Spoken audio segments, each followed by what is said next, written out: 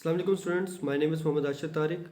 Okay student, today we discussed about the DNA, the topic of FSC Pre-Medical Part 1, Chapter number 2 Biological Molecules. तो पहले number पे हम DNA की abbreviation देखते हैं। डीएनए की एब्रीवेशन क्या है? तो डीएनए मैंने आपको पहले भी बताया था कि डीएनए कहाँ से आया। डीएनए किसकी टाइप है? न्यूक्लिक एसिड की टाइप है। और डीएनए की एब्रीवेशन क्या है? Deoxy ribo nucleic acid. Deoxy mean ऐसा न्यूक्लिक एसिड जिसके पास पेंटोज शुगर में सेकंड नंबर कार्बन पर ऑक्सीजन ग्रुप प्रेजेंट नहीं होता। D means no, oxy mean oxygen के ऐसा कार्बन ऐसा न्यूक्लिक एसिड जिसके पास पेंटोज शुगर में सेकंड नंबर कार्बन पर ऑक्सीजन प्रेजेंट नहीं होगा, हम उसको किस चीज़ का नाम दे देंगे? डीऑक्सीराइबो न्यूक्लिक एसिड का नाम दे देंगे। अब इसके बाद हमारे पास जो न्यूक्लिक एसिड के बारे में डीएनए के बारे में आ जाता है, तो इसकी कुछ डीएनए की कैरेक्टरिस्टिक्स को पहले नंबर पे क्या कैरेक्टरिस्टिक बताई है कि DNA is a hereditary material. क्या हेरिडिटरी मटेरियल? हेरिडिटरी मटेरियल मतलब विरासती मादा है, यानी कि इसमें हमारी जितनी भी लाइफ की इंफॉर्मेशन है वो सारी प्रेजेंट होती है कि हमारे आबाओजाद कौन थे, हमारे फोर फादर्स कौन है, ये सारी इंफॉर्मेशन किसके पास प्रेजेंट होती है? डीएनए के पास प्रेजेंट होती है। उसके बाद हमारे पास जो सेकंड इसकी कैरेक्टरिस्टिक बताई वो ये बताई है, it controls the properties and potential activities of the cell. क्या सेल की जितनी भी प्रॉपर्टीज है, तो क्योंकि लिविंग ऑर्गेनिजम्स किस चीज़ के बने होते हैं? सेल्स के बने होते हैं। तो उनके जितने भी सेल्स हैं उन सब सेल्स के पास डीएनए पाया जाता है, और उन सेल्स की जितनी भी प्रॉपर्टीज हैं और उनकी एक्टिविटीज वो सब की सब कंट्रोल होती हैं थ्रू डीएनए। उसके बाद हमारे पास डीएनए के ये कुछ कैरेक्टरिस्टिक्स के बाद आ जाता है इसकी कंपोजिशन, कि डीएनए बना किस चीज़ का हुआ है।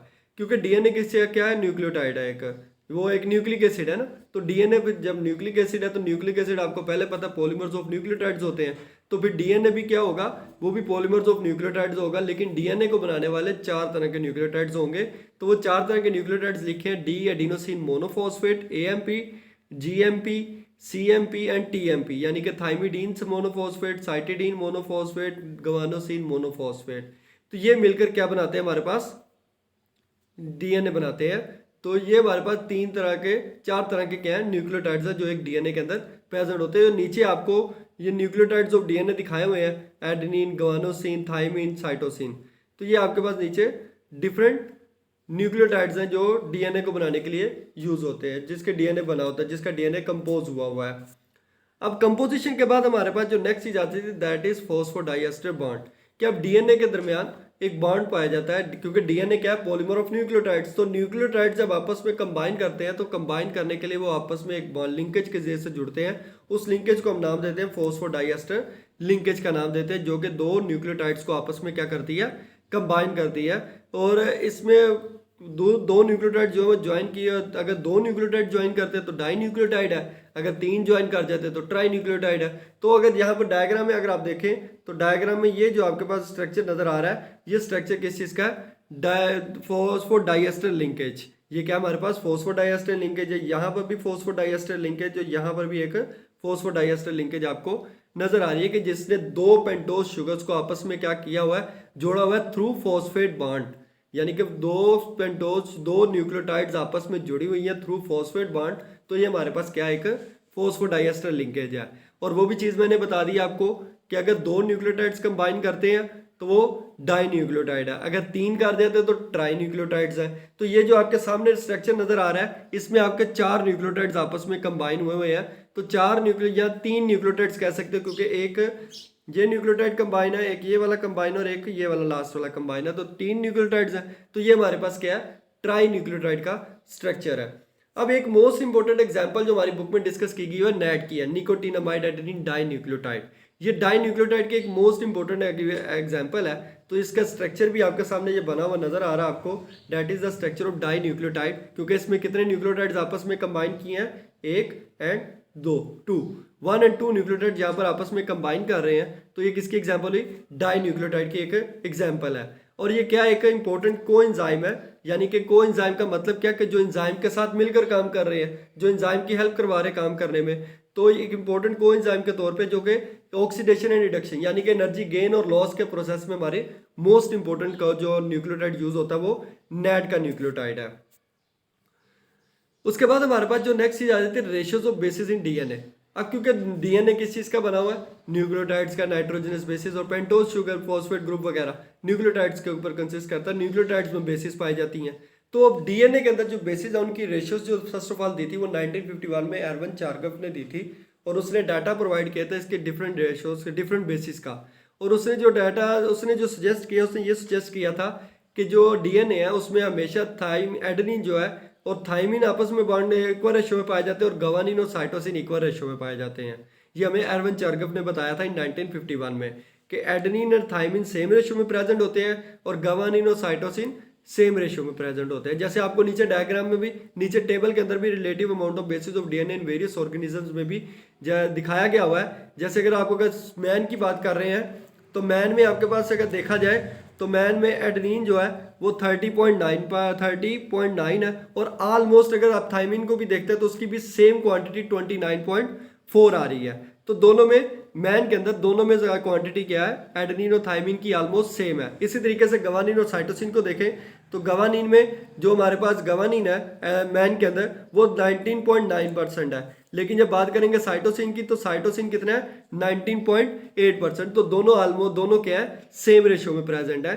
तो ऐसे ही नीचे वाली एग्जांपल्स भी आपको जितनी भी हैं वो सब में आप अगर लास्ट यीस्ट के एग्जांपल देख लें तो यीस्ट में एडेनिन जो 31.3% है और थाइमिन 32.9% है। तो दोनों की क्वांटिटी फिर क्या है, सेम है, सिमिलर ऑलमोस्ट सेम क्वांटिटी में प्रेजेंट है। ऐसे गवानिन है और साइटोसिन है तो गवानिन और साइटोसिन देख ले तो 18.7 पर गवानिन और 17.1 पर साइटोसिन, तो ऑलमोस्ट सेम रेशो में दोनों प्रेजेंट है। तो ये हमें किसने बताया, ये डाटा हमारा एरवन चार्गफ ने दिया कि डीएनए में एडेनिन और थाइमिन हमेशा ऑलमोस्ट इक्वल रेशो में प्रेजेंट होती है और गवानिन और साइटोसिन इक्वल रेशो में प्रेजेंट होती हैं। अब उसके बाद हमारे पास नेक्स्ट जो चीज़ आती है वो आती है स्ट्रक्चर ऑफ डीएनए। अब हम स्ट्रक्चर ऑफ डीएनए के बारे में डिस्कस करते हैं। तो स्ट्रक्चर ऑफ डीएनए हमारे पास दो तरह के, एक एक्सरे डिफ्रैक्शन मेथड के जरिए से डीएनए का स्ट्रक्चर मॉडल आया था और एक दूसरा मॉडल जो है वो स्केल मॉडल है। तो पहले हम जो स्ट्रक्चर ऑफ डीएनए में पहला मॉडल जो है जिसको हम कहते हैं एक्सरे डिफ्रैक्शन मॉडल, उसके बारे में डिस्कस करते हैं। तो एक्सरे डिफ्रैक्शन मॉडल को देने वाला जो साइंटिस्ट है वो दो थे, म्यूरस विल्किंस एंड रोजालिन फ्रैंकलिन। उन्होंने एक्सरे डिफ्रैक्शन टेक्निक को यूज करते हुए डीएनए का स्ट्रक्चर डिटरमाइन किया। जैसे कि आपके डायग्राम में नजर आ रहा है, ये that is the method of X-ray diffraction कि वो एक बीम ऑफ लाइट पास करवाते हैं सैंपल के अंदर से, क्रिस्टल सैंपल के अंदर से, और उसकी जो शुआएं हैं वो एक क्लॉथ के ऊपर या एक प्लेट के ऊपर जाकर उसकी जो डायग्राम है वो बनती है। और इस स्ट्रक्चर के जरिए से जो हमारे पास एक्सरे डिफ्रैक्शन मॉडल है, इसके जरिए से हमें जो डीएनए है उसका हेलिकल शेप मिलती है। यानी कि जो हमारे पास डीएनए की हेलिकल शेप आती है वो हमें किसने बताई थी, एक्सरे डिफ्रैक्शन मॉडल के जरिए से रोजालिन फ्रैंकलिन और म्यूरस विल्किंस दोनों ने इंट्रोड्यूस करवाई थी। नेक्स्ट हमारे पास जो मॉडल आ जाता है that is scale model of DNA. अब स्केल मॉडल ऑफ डीएनए को देने वाले जो दो साइंटिस्ट थे, एक जेम्स डी वाटसन और दूसरा फ्रांसिस क्रिक। तो इन्हीं के मॉडल नेम के ऊपर वाटसन एंड क्रिक मॉडल का नाम भी इसको दिया जाता है। स्केल मॉडल को हम वाटसन एंड क्रिक मॉडल का नाम भी देते हैं। अब इस मॉडल के मुताबिक वो क्या कह रहे हैं, DNA is made up of two nucleotides, polynucleotide chains, two polynucleotide chain, कि दो पॉलीन्यूक्लियोटाइड चेन्स आपस में क्या हुई होती हैं, जुड़ी होती हैं। दो पॉलीन्यूक्लियोटाइड चेन के ऊपर कंसिस्ट करता है और दोनों जो स्ट्रैंड्स हैं वो कॉइल होते हैं एक दूसरे के ऊपर in the form of double helix. जैसे डायग्राम के अंदर आपको नजर आ रहा है, तो ये जो आपके पास जो दो नजर आ रही हैं, एक ये वाली लाइन और एक ये वाला strand, these are the polynucleotide strands. और ये दोनों पॉलीन्यूक्लियोटाइड स्ट्रैंड आपको नजर आ रहे हैं। इस एरिया से भी एक अपने ऊपर कोई एक दूसरे के ऊपर कोयल हुए हैं, यहाँ से भी एक दूसरे के ऊपर कोयल और यहाँ से भी एक दूसरे के ऊपर कोयल हुए हैं। तो ये जो कोयल हुए हैं in the form of double helix, कि एक हेलिक्स की शेप है ना, ये हमारे पास हेलिक्स डायग्राम है कि जहाँ पर एक स्टैंड दूसरे स्टैंड के ऊपर क्या किया हुआ है, कोयल किया हुआ है। तो डीएनए के बारे में ये कहा गया कि डीएनए टू पॉलीन्यूक्लियोटाइड चेन का बना हुआ है और दोनों चेन्स आपस में, दोनों स्ट्रैंड्स आपस में क्या किए हुए हैं, कोयल किए in the form of double helix. Next इसी मॉडल के रिलेटेड आ जाता है coiling of two strand is opposite, कि दोनों स्ट्रैंड्स की जो कोइलिंग है वो ऑपोजिट होती है। They are coiled anti parallel, कि एक दूसरे के ऑपोजिट होते हैं। फर्ज करें ये आपके पास दो स्ट्रैंड्स हैं, ये जो आपके पास डायग्राम बनी हुई है, इस डायग्राम में एक स्ट्रैंड आपके पास ये चल रहा है और एक स्ट्रैंड आपके पास ये चल रहा है। तो अगर एक स्ट्रैंड की डायग्राम जो लोकेशन अगर ये है तो दूसरे की लोकेशन इस तरफ होगी, तो दोनों एक दूसरे के एंटी पैरेलल। तो यहाँ पर उनको हम 2 पॉइंट्स का नाम देते हैं, एक को कहते हैं 5 और एक जगह को कहते हैं 3। और तो अब दूसरा स्टैंड जो होगा उसकी जो एंटी पैरेलल है ना, तो उसके उल्टा आ जाएगा, तो 3 यहाँ पर आ जाएगा और 5 यहाँ पर आ जाएगा। तो ये हमारे पास स्टैंड्स के बारे में कि दोनों स्टैंड्स के हैं एंटी पैरेलल होते हैं, एक दूसरे के एंटी पैरेलल होते हैं।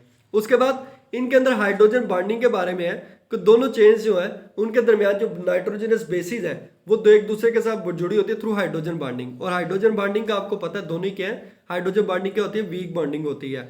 अब दो एडेनिन नाइट्रोजनस बेसिस हैं, एक दूसरे के ऑपोजिट स्टैंड्स में है, तो कंबाइन कैसे करेंगी? अब ये बात आपने हमेशा याद रखनी है कि एडेनिन ने हमेशा थाइमिन के साथ बॉन्ड बनाना है और साइटोसिन ने हमेशा गवानिन के साथ बॉन्ड बनाना है। ये दोनों एक दूसरे के साथ बॉन्ड बनाएंगे। कभी भी एडेनिन जो है साइटोसिन के साथ बॉन्ड नहीं बनाएगी या थाइमिन गवानिन के साथ नहीं बनाएगी। हमेशा एडेनिन थाइमिन के साथ और गवानिन साइटोसिन के साथ बॉन्ड फॉर्मेशन करेगी।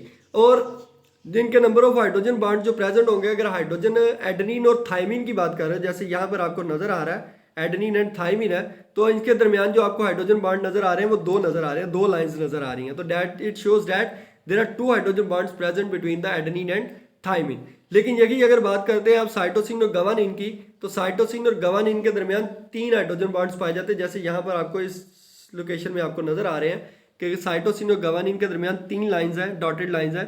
तो dotted line shows that these are the hydrogen bondings and there if they are 3 they shows that there are 3 hydrogen bondings and they are 2, तो it shows that there are 2 hydrogen bondings between adenine and thymine. These are the hydrogen bondings in the DNA through which the two polynucleotide strands attach with each other.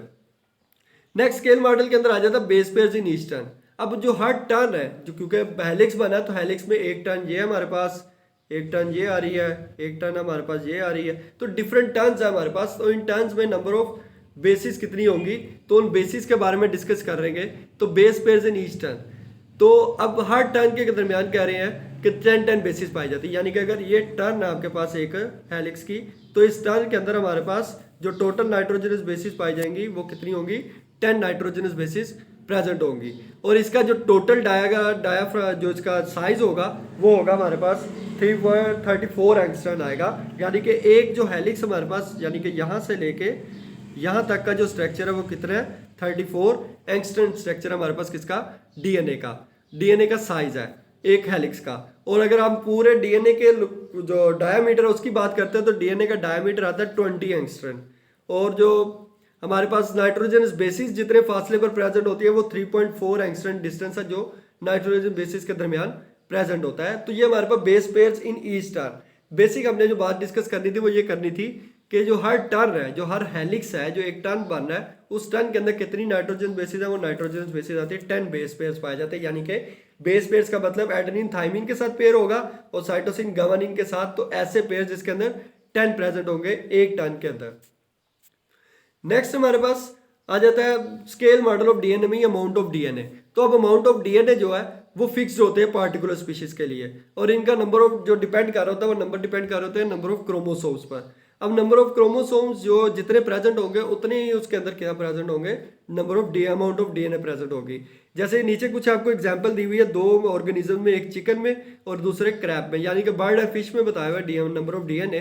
तो red blood cells जो है, तो red blood cells के अंदर जो chicken है, तो chicken के अंदर जो नंबर ऑफ क्रोमोसोम्स डीएनए पाए जाते हैं वो 23 है। लेकिन अब जब बात करेंगे क्रैब्स की, तो क्रैब्स में 3.3 पाए जाएंगे। उसी तरीके से अगर हम किडनी सेल्स की बात करते हैं तो किडनी सेल्स में 2.4 number of amount of DNA है, number of amount of DNA पर न्यूक्लियस के एक न्यूक्लियस के अंदर।